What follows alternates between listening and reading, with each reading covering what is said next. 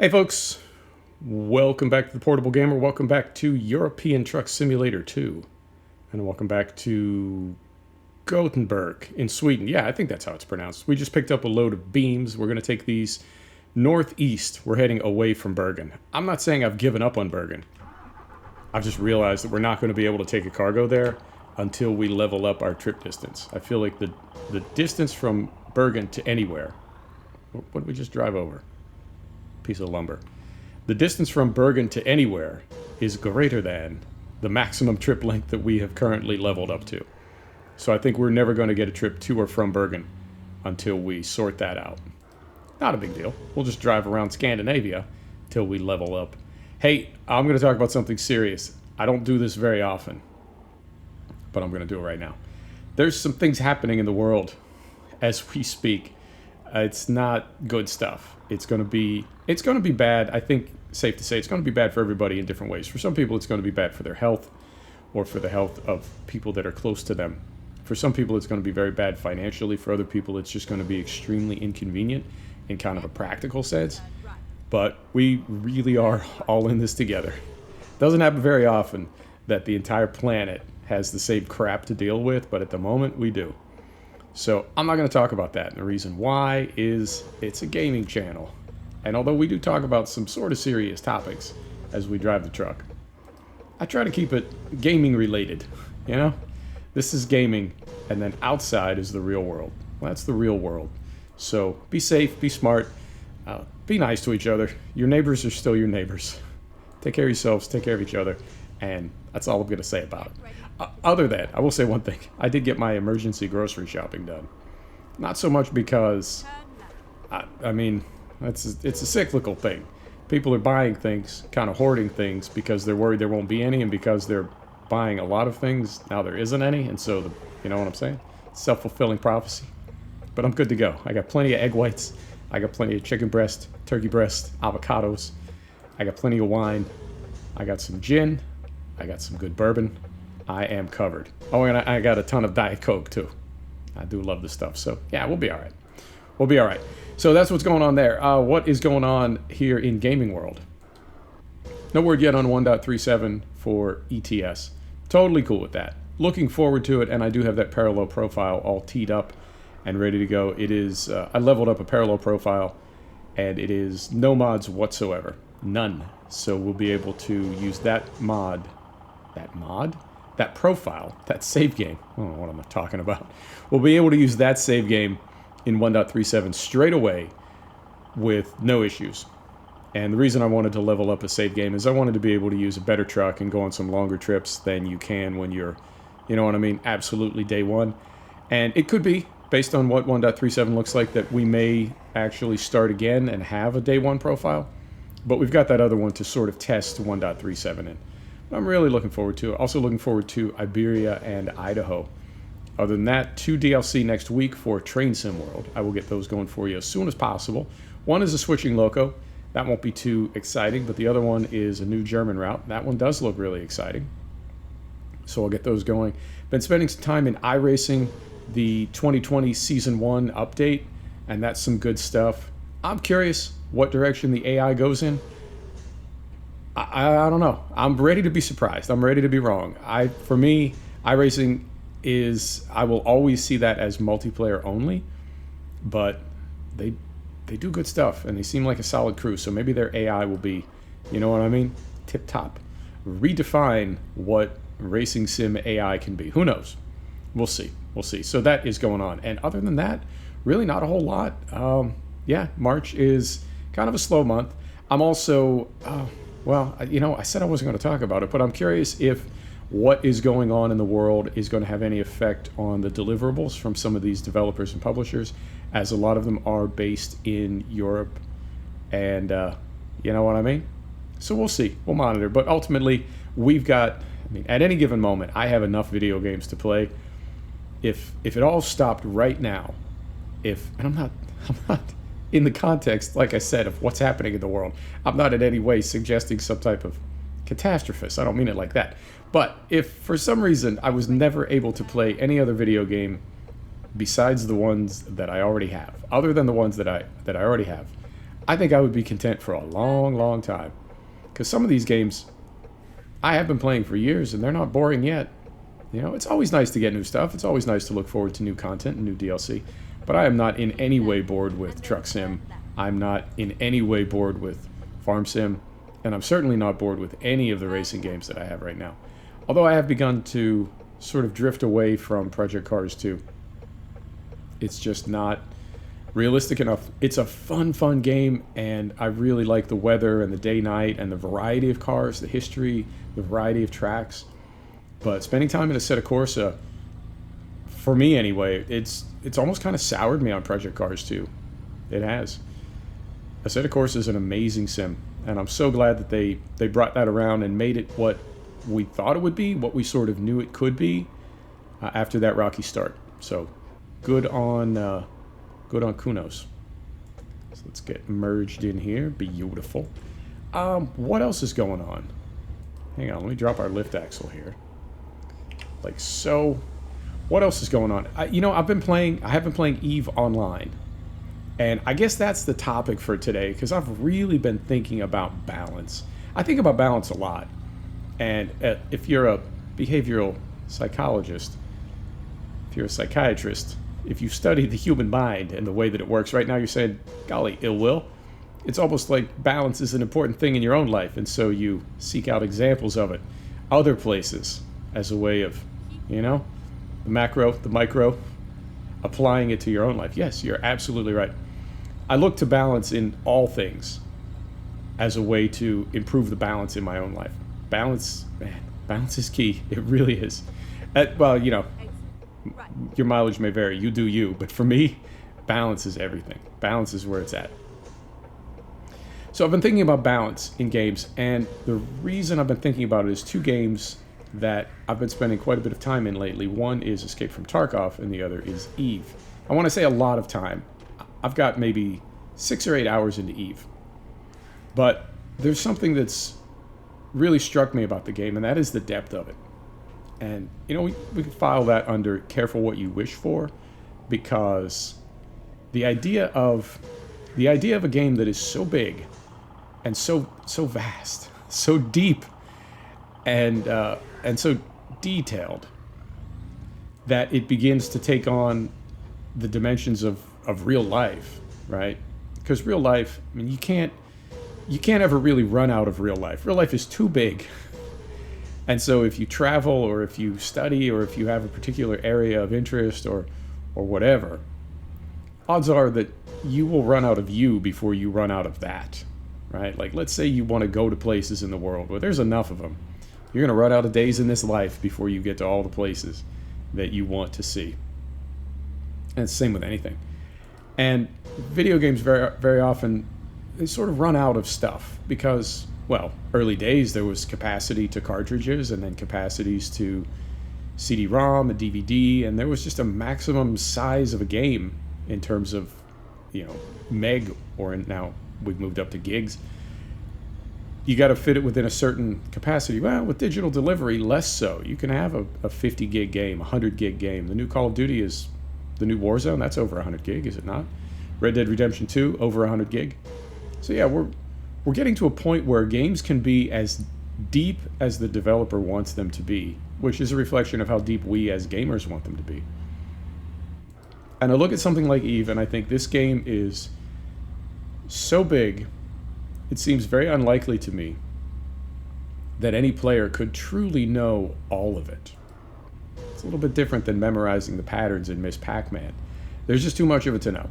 And I won't go into like all the minutia of it, but it's, you're a character, you got a race, you got a bloodline, you got a specialty, there's factions, there's corporations, there's rivalries, some are at war, some are at peace, some do business even though they don't like each other, others, not so much, It's, and that's just the geopolitical aspect of it. Then there's the maps themselves, which are massive. It's like a galaxy, it's huge. And then there are the vessels, the spaceships, starships within that. All of them are different. They're different it's vast. It is absolutely vast. And I've realized as I'm trying to sort of learn this stuff, it's going to take me more time than I have available, or it would take me more time than I have available to learn all that. There's just no way for me to do it. And I think about something like the Star Wars universe, which is probably the fantasy universe that I know better than any other. If you think about, you got the Star Wars universe, you got the Marvel Cinematic Universe, you've got Middle-earth, Harry Potter, Game of Thrones, maybe. Whoa, big bump. I don't know, Walking Dead, Breaking Bad, you know what I mean. Landscapes of people, of characters, and stuff that you just get to know. Well, I would say Star Wars is probably the one that I know the best. And that is strictly the canon movies, the 9 movies. Beyond that, there's the Star Wars extended universe, the graphic novels, the books, all of it. I haven't really ever gotten into that stuff. But if you were to ask me, questions about various planets, or what happened here, who did this, and how are these characters related, I could probably lay that out for you. And I think, how long has it taken me to sort of absorb that information, assimilate into that world, or vice versa. And it would be like starting that over again to learn all that stuff about Eve. But in a lot of ways, Eve is comparable to the Star Wars extended universe, the books, right? All the minor characters, the lesser characters, it just goes on and on and on. And that's a good thing. It really is. But looking at that game, I realize and I accept I will never really be able to understand this game. I might not ever really be able to appreciate it. I might not be able to be good at it because it's just too much to take in. There's so many different kinds of weapons. All of them work differently on different ships. All of them affect the ships that you're firing them at differently. It depends on your skills. You level up. I mean, it's an RPG. The depth is astounding, astonishing. And it got me thinking about Tarkov, which is not nearly as in-depth, but similar in the ballistics and the looting and what you need to do, and there's really no way to cheat around it. Well, I heard something. I have no idea if this is true or not. Internet rumor, but it fits. It definitely fits with what I can observe in the game. But the rumor that I heard is that Nikita, who is the lead developer for Escape from Tarkov, hates casual players. Hates casual players. And I think, well, it's unfortunate that you hate anybody. That sucks for you. You shouldn't hate anybody. What a waste of emotion and energy, but that's a story for another day. But I started thinking about that, and we last Chuck video, ETS, I don't remember, talked about the rule of 80-20. 20% of your player base represents approximately 80% of the playing hours of your game, and vice versa. So casual players make up the bulk of your revenue. And so I look at something like Eve, and I think, how do you extract revenue from the 20% of your player base? Oh, right. Since I played Eve, the game has evolved a bit, and it is just absolutely buried in microtransactions now. Some of them pay to win, and some of them strictly cosmetic. And it's also a subscription service. So you're talking about that 20%, right? The core of your player base, the people that play the game the most, not the casuals who play it for a few weeks or a few months and then drop off, not the people who play it a couple hours a week, the people who play it 4 or 5 hours a day, right? You're continuing to make a lot of money from them via the subscription and also via microtransactions. Cool. You have leveraged your core audience into a revenue stream. That's fantastic. Well, Tarkov, you buy the game and then that's it. There are no microtransactions. There's no subscription. You buy the game and that's it. You own it and you're good to go. So how do you continue to make money from your core players? They're not giving you any more money. Well, essentially you can't. All right.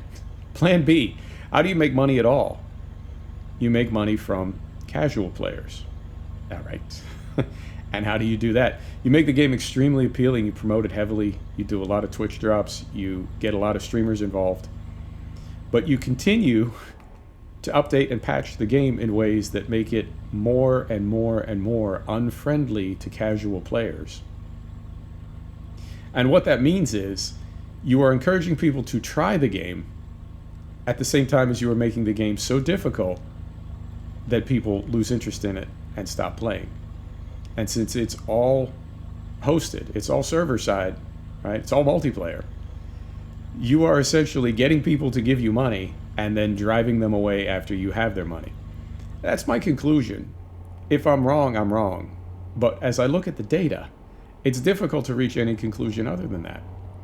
And I think, wow, that's two really different ways to approach making a game with legs and turning a video game into a long-term revenue source. Now, I look at something like Call of Duty Warzone, and I don't know what the life cycle is of that game. Whether it's 6 months, 18 months, 3 years, who would have thought when GTA 5 came out, who would have thought that in all its various iterations and with all its different stuff that's been done to it, both by Rockstar and by the community, all the stuff that's been done to it over the years, who would have thought that GTA 5 would still be around and still be what it is today? Or, in fact, look at Euro Truck that we're playing right now. Who would have thought this game, when it was released in 2012 or so, who would have thought that this game would still be around? And who would have thought that we're all still spending 30, 40, 50 bucks a year on it? Different business models.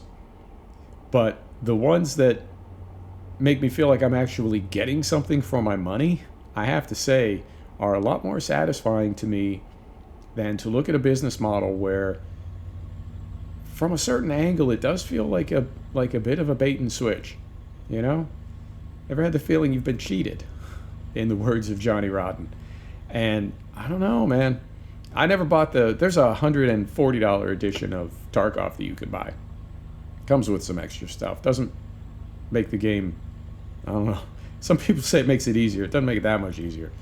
But you can buy that copy of the game. I bought the $50 copy. I'm not really crazy about this organization, and I'm not interested in giving them any more money than I have to. But yeah, it's there's a lot of different ways to make money in this world, and some of those ways I can look at them from the outside and say, you know what, man, that's awesome, good for you, more power to you. And others, it's like, I don't know.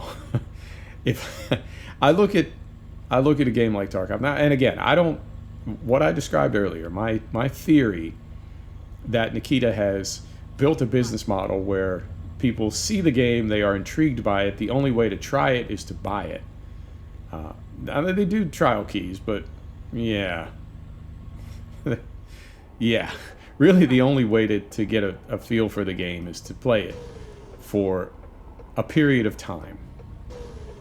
And as I said, it's difficult to reach any other conclusion than the developer is making the game appealing to try and at the same time impossible for a casual player to enjoy.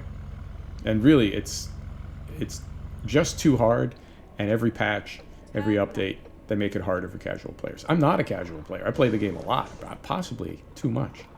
Oh, yeah, what? Hang on. Almost just went the wrong way.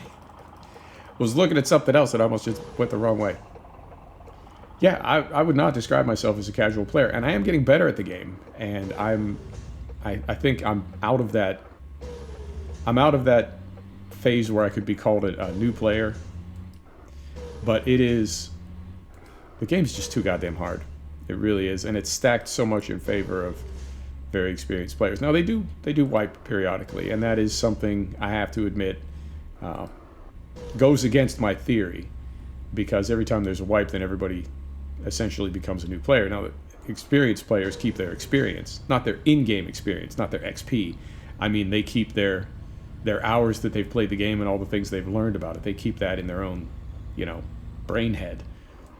But as leveling as that may be in terms of gear, it's not, it's not entirely, doesn't entirely reset everything. Experienced players still have an advantage. So, I don't know. It definitely makes me cautious about doing business with a company that that I have those questions about.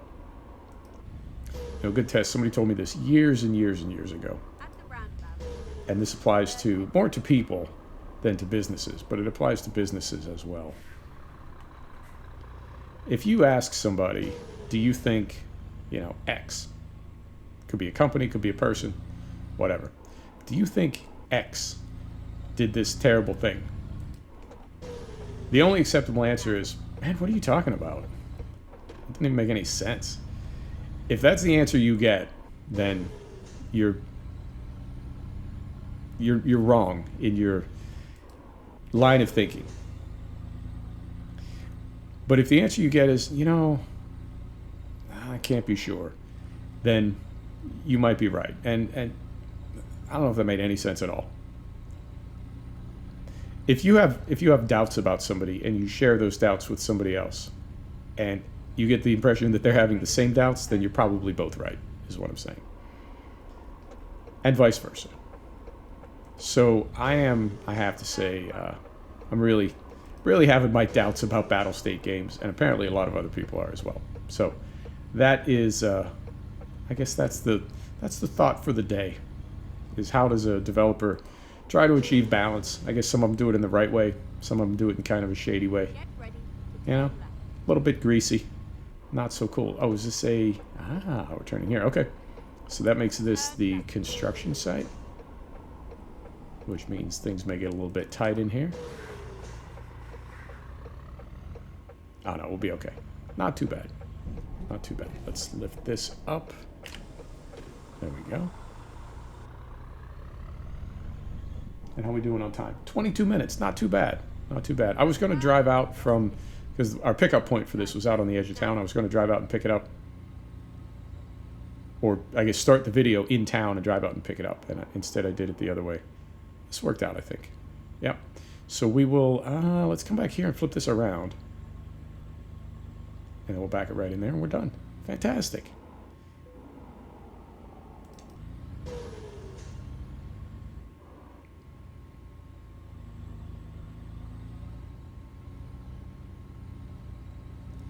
And like so.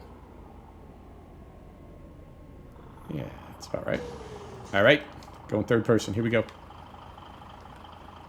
You know what? My mirror threw me off a little bit. I'm going to go just a little bit further up here. There we are. All right. So we'll get this backed up. Now, that parallel profile that I mentioned earlier, that does have us down in Germany. Whereas in this profile, we're up in... Don't hit anything. Whereas in this profile, we're up in Scandinavia. So... when 1.37 drops, or if it drops, and we hop in that other profile, we will not be in Scandinavia, and so we won't be as focused on getting to Bergen as we are at the moment. Straighten that out a little bit. That's pretty straight. Pretty straight. There we go. Let's break engine off. Let's see how we did. On time. I'll take it. Got some good XP. We're working our way up. I think once we get to level 22, if we bump up where are our skills? Yeah. We're on the shortest trip distance, and I think that's messing us up. So what we can do is just bump this up, and I think going to even just this next level will be enough to get us to Bergen if we're still on the 1.36 profile. Yeah. There you have it. Folks, thanks for stopping back to check out the Portable Gamer. Thanks for joining us for another episode of the European Truck Simulator 2. We'll see you next time. Take care now.